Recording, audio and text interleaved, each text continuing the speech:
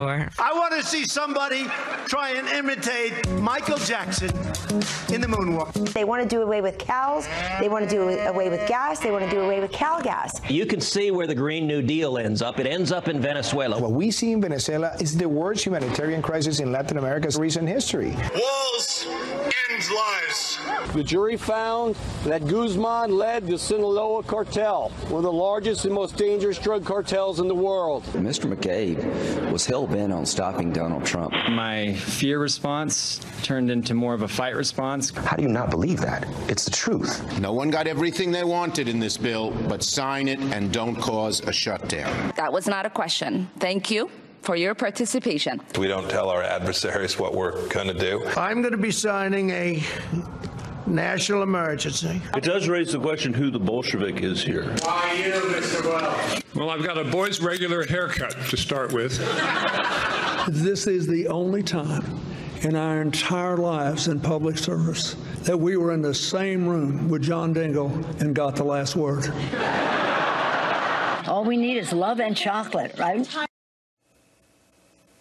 1 week in Washington. Tune in to Fox News Sunday this weekend. Rush Limbaugh joins Chris Wallace. Thanks for inviting us into your home tonight. That's it for this special report. Fair, balanced, and still unafraid. The story hosted by Martha MacCallum starts right now. Hey, Martha. Hey there, Brett. We have a Fox News alert to begin the story this evening. We've got brand new details that are now coming in, chilling, from this devastating scene in Illinois where a gunman opened fire on employees at a manufacturing plant in the city of Aurora. Officials have just delivered a slew of new details on this moments ago. They are confirming that 5 people lost their lives today in that manufacturing plant. Also, chilling details about the gunman, who we now know is dead after a shootout with the police. Several teams of officers went inside to locate and engage the offender. The building is 29,000 square feet, and when they located the offender, they engaged in gunfire with him, ultimately killing him. 5 of those police officers are wounded. Mike Tobin joins us now live at the scene with the very latest tonight. Good evening, Mike. Good evening, Martha. And we learned that the loss of life, the bloodshed here in Aurora, Illinois, was much greater than we earlier knew. We just heard from the police chief and other authorities that 5 civilians were killed in this mass shooting. We know that 5 police officers were shot, 2 immediately upon arriving the scene and entering the Henry Pratt building there, the manufacturing facility. They had an exchange of gunfire with this shooter, and 2 subsequent to that, and ultimately a 5th police officer was shot. There is discussion about a 6th injury, and what we've just heard from the police chief is that 6th injury was a knee injury to the police officer. Chief Karen Zeman drew attention to the sacrifice and the diligence of those first responders. Thank you for your selfless act. Thank you for running towards gunfire and putting your lives in danger to protect those inside the business. My heart goes out to the victims and their families who simply went to work today like any other day. A police source tells me the extent of the injuries, or the number of injuries among the civilians, still hasn't been tallied up. He points out that it's a 30,000 square foot facility, and you have to define injuries. Are you talking about gunshots? Are you talking about people who twisted their ankles running away?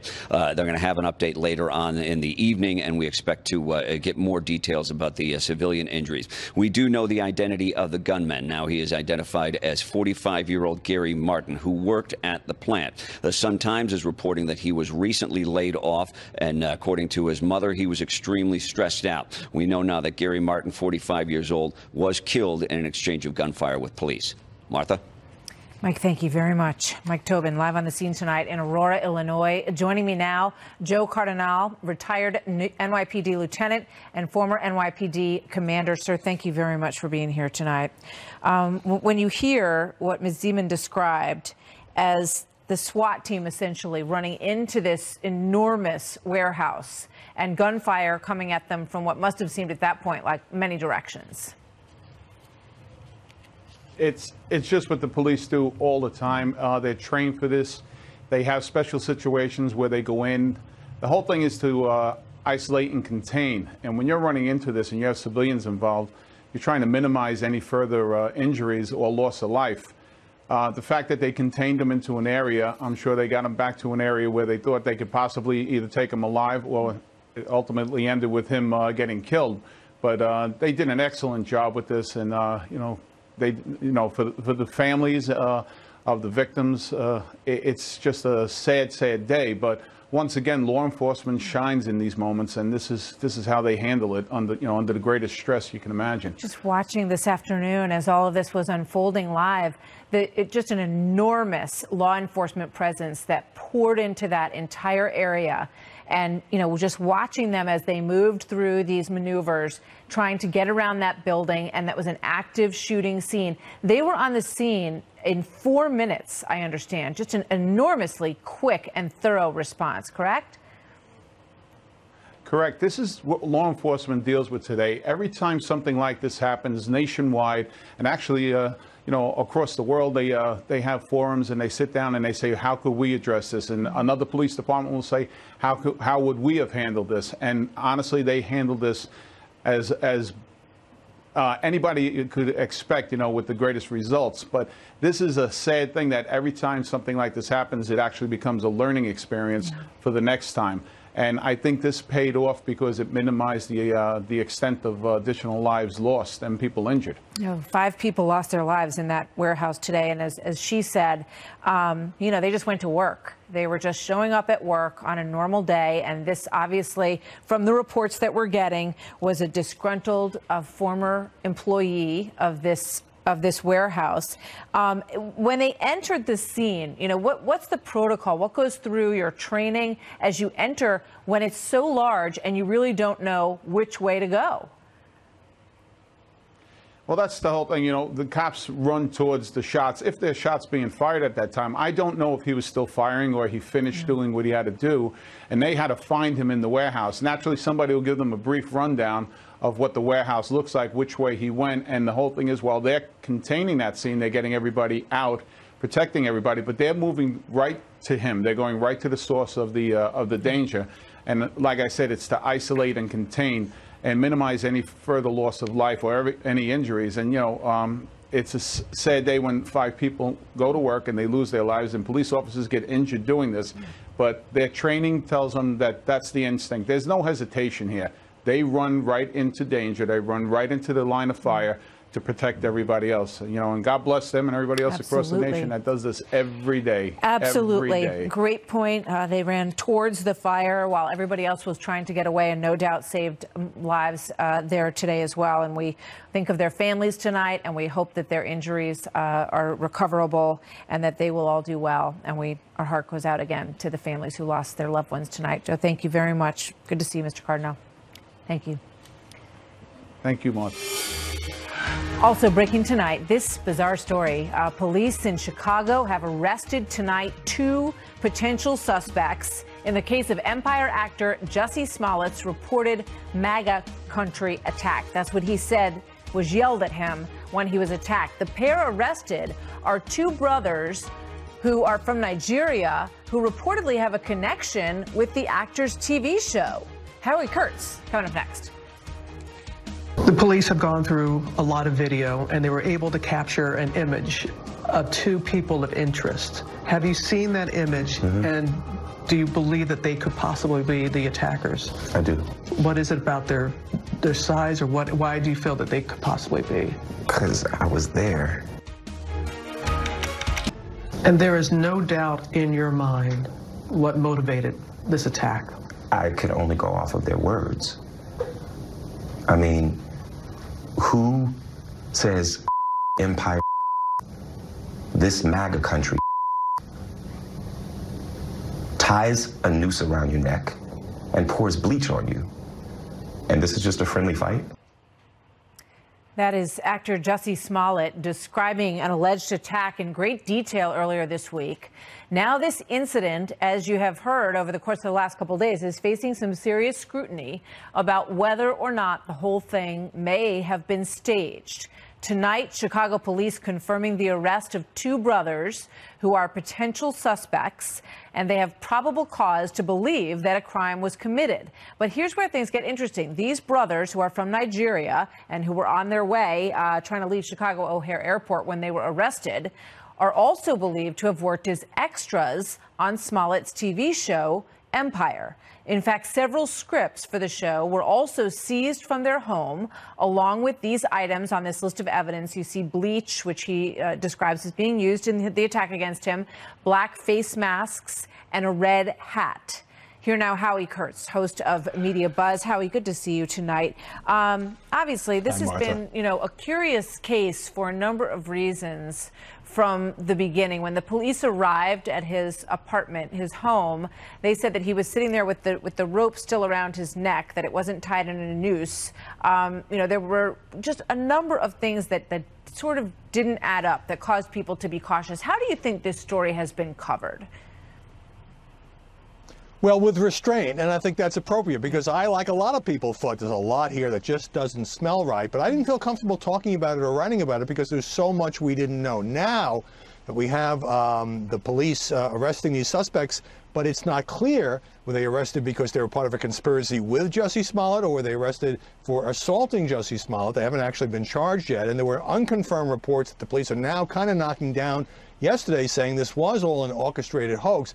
It's hard to know what to believe. Yeah, ABC7 in Chicago reported that it was a hoax, and that he was being written off the show. They say that there's no corroboration of that from the police in Chicago. Here's one more soundbite from the ABC interview. Let's watch. It feels like if I had said it was a Muslim or a Mexican or someone black, I feel like the doubters would have supported me a lot more. What do you make of that? And what did you think? I'm curious about the line of questioning from Robin Roberts. Did you think it was well done? Well, I think she had to ask questions about the skepticism because there has been so much of it. At the same time, she had to allow for the possibility this guy was actually beaten up on a Chicago street at 2 o'clock in the morning. It is remarkable if this turns out not to be as advertised, that what he is saying is not true, or that it was some sort of political stunt or related to the show Empire, that he would go on Good Morning America, double and triple down, graphically describe the attack, and then express outrage that some people don't believe him. But at this point, I think I still have to reserve judgment, but clearly there's a number of things that are not adding up now. I suspect now that these two suspects are in custody, we'll learn a bit more about what really happened. The facts should spill out in fairly short order, we expect, and we will follow them as they do. Want to get your thoughts on another big story this week, which was that the Senate Intelligence Committee reported that Richard Burr of North Carolina, who's the head of that, Mark Warner, the other senator who is the co-head of it on the Democratic side, but the Republican, Richard Burr, said that he found no collusion in their investigation. 2 years long, 200 interviews they did, extensive. It got according to the media research, it got not a single second of coverage in the evening newscasts on the Big Three. Well, beyond the Big Three, the amount of coverage it got, if you blinked, you missed it. I mean, after all the avalanche of coverage about the Russia investigation, what's even more remarkable is that MSNBC actually broke the story that the Intel panel had found no collusion and got a rare tweet of praise from President Trump. Hell hath truly frozen over. But then NBC Nightly News, its own scoop, couldn't find airtime for it. I understand that a Republican-controlled committee is not the same as the criminal investigation of Bob Mueller, but still, you know and I know that had the panel found some evidence of collusion or some incriminating evidence, it would have been an explosion of coverage. And instead, not so much. Yeah, 2,202 minutes of airtime for the Russia probe. So you would think that when there is a development as significant as that, and we all have reported this with the caveat that we still haven't heard from Robert Mueller, and that will be obviously the most significant piece of all of this when that comes out, and it'll be held with the other two investigations on the Hill to determine. But it is very surprising that it didn't get a scintilla of coverage over the course of that. Quick thought on the network blackout of investigation that found the Covington kids did nothing wrong. That too got short shrift. Yeah, look, I think that was a colossal media failure, a reckless rush to judgment. A lot of journalists have apologized. By the time of this latest investigation, which confirmed that the kids didn't do some of these initial reports about chanting racial insults and things like that, I think it was newsworthy. I think it needed to be covered. I could see a network newscast, 22 minutes of airtime, maybe feeling that's now an old story. It's kind of been disproven already, but I'm not defending that because I do think when you make those kind of charges, and this dominated the news for days, as you know, Martha, it's kind of incumbent on you to say, hey, there was another investigation, here's what it found. Even if you give it a minute, that's an important update for people because this got so much coverage, not just on television, but on Twitter and all the other places where these kids were unfairly convicted for something they didn't do. They were not the instigators here. And there's a lawsuit to cover now as well. Howie, thank you very much. Good to see you tonight. Brand new details released late this Friday night from former FBI Director Andrew McCabe's interview with 60 Minutes on his conversation with Rod Rosenstein and the possibility that they would put their heads together and count how many people might want to move the president out of office with them. Former federal prosecutor Andy McCarthy joins me next. I just see our new Attorney General is sitting in the front row. Please stand up, Bill. Such an easy job he's got. He's got the easiest job in government. Thank you, and congratulations. That was a great vote yesterday. The president welcoming his newest cabinet member, Attorney General William Barr. He is the new sheriff in town at the Department of Justice. At this point, we can only wonder what his reaction was to the stunning comments made by Andrew McCabe, who says that as former acting FBI director, he and others, including the deputy, Rod Rosenstein, discussed ways that they could potentially remove the president from office. Today, a spokesperson for McCabe saying that his comments were, quote, taken out of context and misrepresented. But a newly released transcript of his interview with 60 Minutes reveals exactly what he did say. So you can look at it and you can decide for yourself. Discussion of the 25th Amendment was simply Rod raised the issue and discussed it with me in the context of thinking about how many other cabinet officials might support such an effort. He went on to say, counting votes or possible votes. Here now, Andy McCarthy, former federal prosecutor and Fox News contributor. Andy, good to have you with us tonight. You know, just looking at those words on paper, this is all part of a story that came out in the New York Times several months ago. But now hearing him speak these words and seeing them exactly as he says them, what do you think about that? Well, I think it just confirms what appeared to be the case back when we first learned of this, Martha. You have two things, I think, that were going on. One is, under McCabe's supervision, the FBI for a number of months had been conducting an investigation where they didn't want to name Donald Trump in a way that they'd have to tell him that he was a subject of the investigation, but they structured it in the hope of gaining evidence about him and finding a crime. And I think that was the week they thought they might have one. I think they're wrong about that.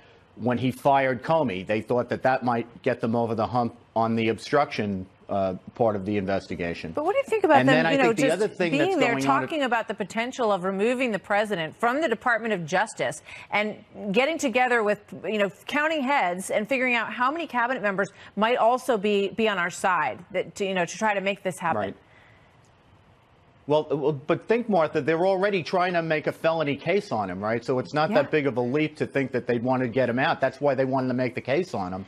I don't think they cared about whether he went to jail or not. They wanted this guy out of office. They didn't want him in office in the first place, but they, you know, if there was a way to get him out, that's what they were about. So what about Bill Barr? I know you think very highly of him, and he will have a lot on his plate. The president was joking about how it's such an easy job to run the Department of Justice. But, you know, is this something that you expect him to revisit, this whole 2016 side of the equation that has not truly been investigated?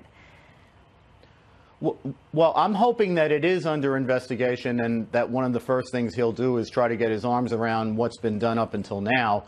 Remember, we've been told not only that the Inspector General is looking at some of the decisions that were made by the investigators, but that John Huber, who is the U.S. attorney in Utah, was assigned also to look at some of this stuff. So I hope among the first things that Attorney General Barr does is get to the bottom of what's been done and figure out what has to be done going forward, because I think people like me who spent a long time in the Justice Department and who care about institutions like DOJ and the FBI, I think we understand that there has to be accountability here, and it's got to be looked at in a credible way. And if it turns out they had good reasons for what they did, we should know about that.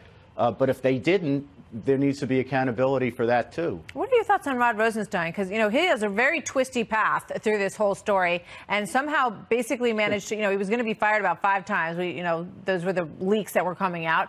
Managed to, you know, somehow hold on to his job, despite the fact that sometimes he seemed to want to, you know, at some point mentioned wearing a wire to pick up what the president was saying. And then at other times seemed to be, you know, getting along well with him. Well, you know, I think the relationships had ebbs and flows. Clearly, in that 9 days in May, I think he was reeling because he wrote the memo that was used to justify firing Comey, and I think he expected to be widely praised for it because the way the memo is written, he talks about what bipartisan consensus there is that Director Comey had to go. Yeah. And then it became clear in very short order that he not only wasn't going to be praised, but that was going to be teed up as if it were an obstruction.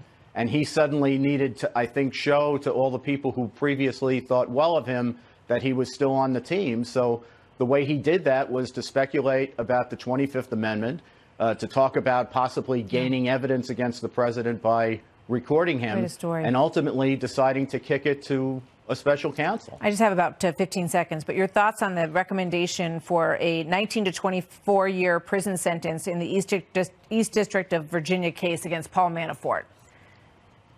Yeah, it's going to be very high in Washington, too, Martha. This is the fallout of Mueller tearing up Manafort's cooperation agreements. That means the sentencing guidelines kick in, and the counts he got convicted on, they have pretty high guidelines. Andy McCarthy, thank you very much. Good to see you, sir. Thanks, Martha. Coming up next, the Democratic donor who spoke to Vice President Biden and broke the news that he is 90% sure that he is in the race for 2020. He'll tell us what he said.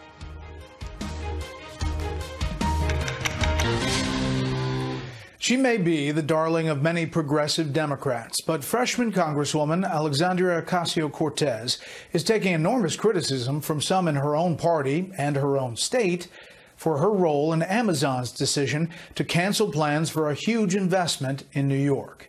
Here's correspondent Doug McKelway. Democrats are often called the party of the big tent, but critics say Amazon's decision to bail on a new headquarters in Queens, New York, has exposed the party's other reputation as a circular firing squad. Why in the world would you celebrate driving 25,000 jobs out of Long Island City? I mean, that is just ridiculous. Amazon said the average salary for those 25,000 new employees would have exceeded $150,000 per year, bringing in an estimated $27.5 billion in tax revenues over the next 25 years. A windfall, especially considering the state only had to give up $3 billion in tax incentives to entice Amazon. But the increasing leftward anti-business tilt of the party helped poison the deal. One Amazon executive told NBC, quote, "If you talk to Alexandria Ocasio-Cortez, it's never Amazon." What this is a celebration of is that everyday people in the community stood up and they wanted a say in what was happening in their own backyard. Polls found a majority of New Yorkers supported the deal, despite Amazon's non-union policy, even in this union-rich city. And see what basically we're left with now. The bombed out cars in our neighborhood. This is not Shangri-La over here. We needed this over here. We needed this. More traditional Democratic politicians supported it too. Governor Andrew Cuomo fumed, quote, "A small group of politicians put their own narrow political interests above their community." We wanted to negotiate a better deal. We didn't want to see those on the left, those who are anti-capitalist, completely kill the deal. It's the latest fissure in a party which is smarting from the controversies of late-term abortion, blackface, and sexual harassment in Virginia, an embarrassing rollout of what some Democrats say is the overly ambitious Green New Deal, and accusations of anti-Semitism within its caucus. Those controversies are all boxes that President Trump may be checking for later use when his re-election campaign gears up. Brett? Doug, thank you. Monday, we begin a week-long series examining the Congresswoman's controversial new Green Deal proposal, and we'll look at all the specifics. President Trump may be getting his first challenger for the Republican Party nomination in 2020, as Democrats in Washington are plotting their strategy for the next election cycle. Correspondent Peter Ducey is live tonight with that story. Peter? Brett, the current president campaigned on a promise to build the wall, and now some Democrats hoping to challenge him next year are thinking out loud about doing the opposite. If you could, would you take the wall down now? Here. Yes. Like you have a wall. Absolutely. Knock it down. I'd take the wall down. I could look at it and see which part he means and why, and if it makes sense, I could support it. Border security should always be a priority for our country. The question is, where do we need to put the resources to make sure that our border is safe? The headliner at the DNC's winter meeting in Washington today was Stacey Abrams, who just gave the Democratic response to the State of the Union, but spent most of her time on stage today relitigating her unsuccessful gubernatorial campaign in Georgia in the midterms. Voter suppression is legal in the United States right now. They take legal actions and bastardize them and manipulate them until the rights that they are supposed to protect are no longer visible. And for the first time this cycle, a Republican has opened up an exploratory committee hoping to challenge President Trump. Former Massachusetts Governor Will Weld, who already popped up in New Hampshire. Why you, Mr. Weld? Why you? Well, I've got a boy's regular haircut to start with. I am serious about this. But Weld faces incredible headwinds in a potential challenge to Trump. For one thing, the RNC has already endorsed the president's re-election campaign. Second of all, the New Hampshire Republican Party chairman has already said that Weld, who endorsed Obama and Clinton, needs to think hard about how welcome he really is in the GOP. Brett. Peter Ducey at the Democrats' winter meeting. Peter, thanks. Former NFL quarterback Colin Kaepernick has resolved pending grievances with the National Football League. Kaepernick and former teammate Eric Reid filed collusion grievances against the league, saying they were blacklisted because of protests during the national anthem at games. Kaepernick has not played in the league since 2016. Reid missed 3 games last season before signing with Carolina. The president pulls the trigger on a national emergency declaration to get funding for his border wall. So we're waiting for that news conference out of Illinois. We'll get reaction from the panel on the day's news when we come back.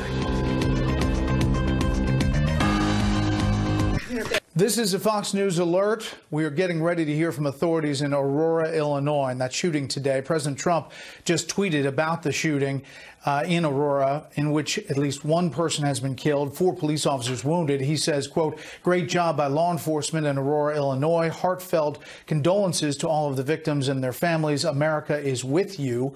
As you look live at the site of the news conference and the scene in Aurora, Illinois, authorities are saying, again, at least 1 person was killed, 4 police officers wounded. The shooter opened fire in an industrial park. The person who was killed, it is very possible, was the shooter, because the police spokesman said the suspect had been, quote, neutralized, did not elaborate on that word, neutralized, but the coroner did arrive soon thereafter this afternoon, and the police officers are said to be in decent condition at the hospital. As you look live, among the people there, the Illinois Governor, J.B. Pritzker, there in the suit. We are expecting to hear from authorities to get the latest. Let's take you to Aurora, Illinois. To be with us this evening. Present, we have Aurora Police Chief Kristen Zeman, His Honor the Governor, His Honor Mayor Richard Irving, Deputy Chief Pete Jackson of the Aurora Police Department, Sheriff Ron Hain from the Kane County Sheriff's Office, Fire Chief Gary Krenitz from the Aurora Fire Department, and a myriad of other people you see wrapped around. I'm going to turn the podium over immediately to Chief Kristen Zeman. She's going to offer a few remarks. So here's Chief Zeman. Thank you very much. My name is Chief Kristen Zeman. I'm the chief of the Aurora, Illinois Police Department.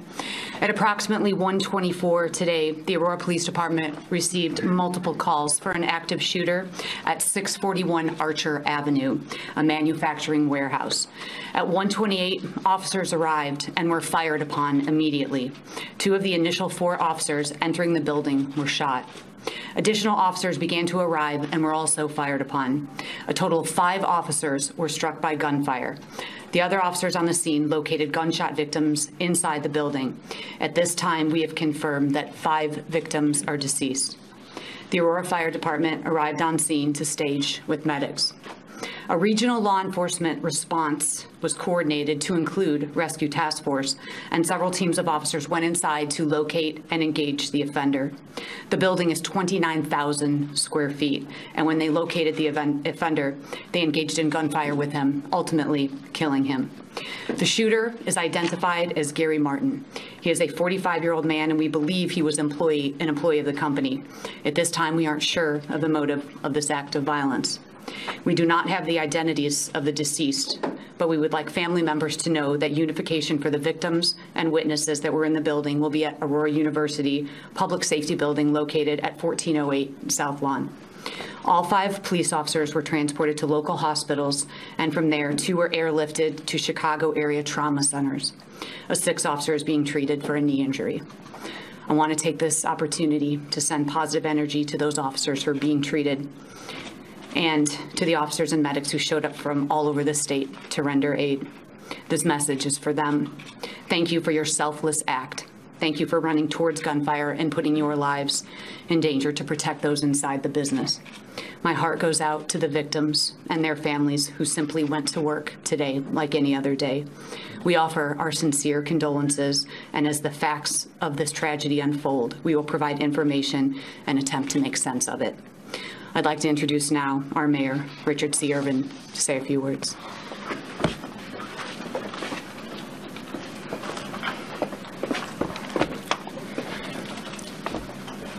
I don't think I can be clear in stating that today is a sad day in the city of Aurora. For so many years, we have seen similar situations throughout our nation. And the horrible feeling that we get when we see it on the news, to experience it firsthand, it's even more painful. It's a shame that mass shootings such as this have become commonplace in our country. It's a shame that a cold and heartless offender would be so selfish as to think he has the right to take an innocent life. Well, we as society cannot allow these horrific acts to become commonplace. We as a society cannot allow the selfless and heartless acts of this terrible tragedy to be relegated to spots on the 10 o'clock news.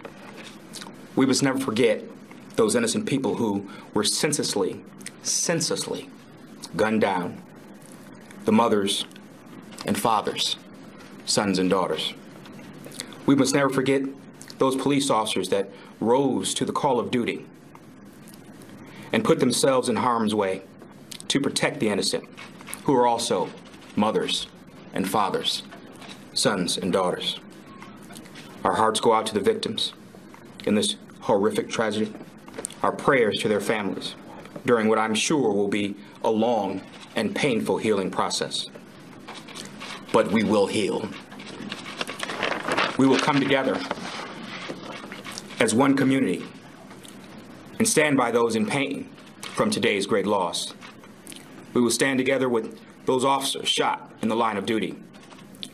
We will come together and heal as one Aurora.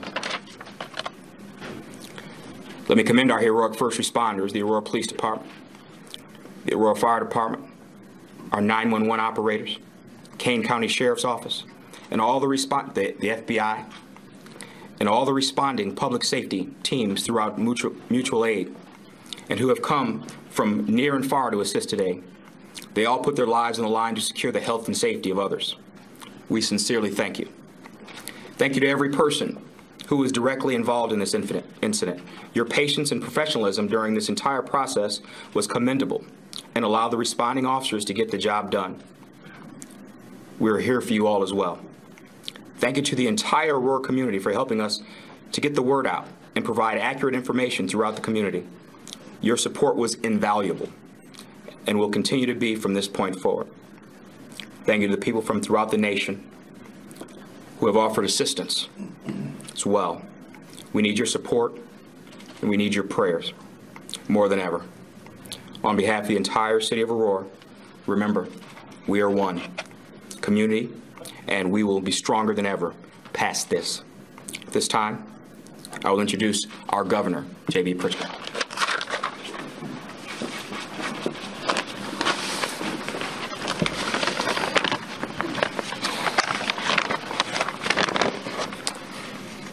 I want to begin by acknowledging the amazing work of the Aurora Police Department and Chief Zeman and all of the men and women who were first responders and every single law enforcement officer involved in securing this scene.